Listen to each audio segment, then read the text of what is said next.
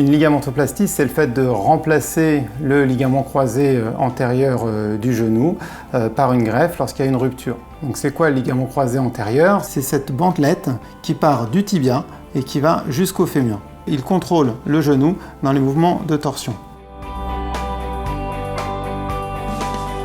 Les symptômes immédiats qui peuvent évoquer une rupture du ligament croisé antérieur, c'est tout d'abord la sensation de lâchage ou de dérobement du genou, également le gonflement du genou après le traumatisme, et un point aussi qui est très fréquent, c'est l'impossibilité de reprendre son activité sportive juste après le traumatisme. Globalement, il y en a deux qui sont effectués dans plus de 90% des cas.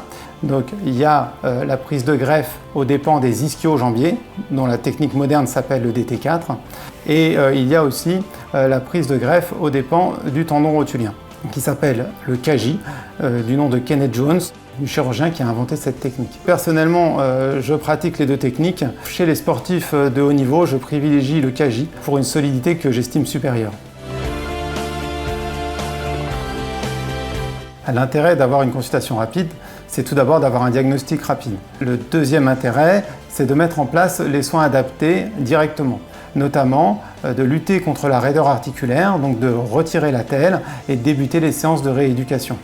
Le troisième intérêt, c'est d'informer le patient sur une éventuelle indication chirurgicale à venir pour son genou.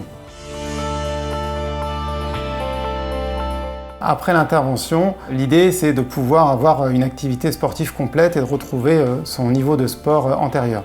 Après, dire qu'on va être aussi solide qu'avant, on ne va pas faire mieux que la nature. Donc c'est une chirurgie qui fonctionne très bien, avec de très bons résultats pour la reprise sportive au même niveau.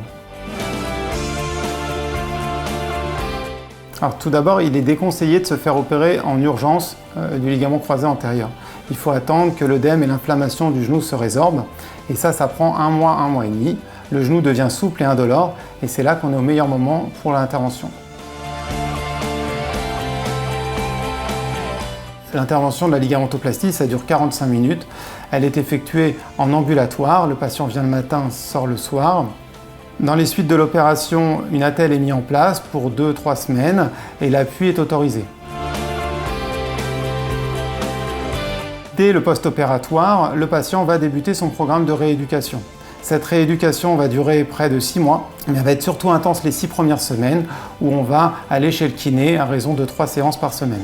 Le sport en ligne type crawl, footing, vélo sera débuté au 3e mois post-opératoire. Et au 6e mois post-opératoire, le patient va pouvoir reprendre ses activités en pivot et il retrouvera son niveau autour du 8e mois.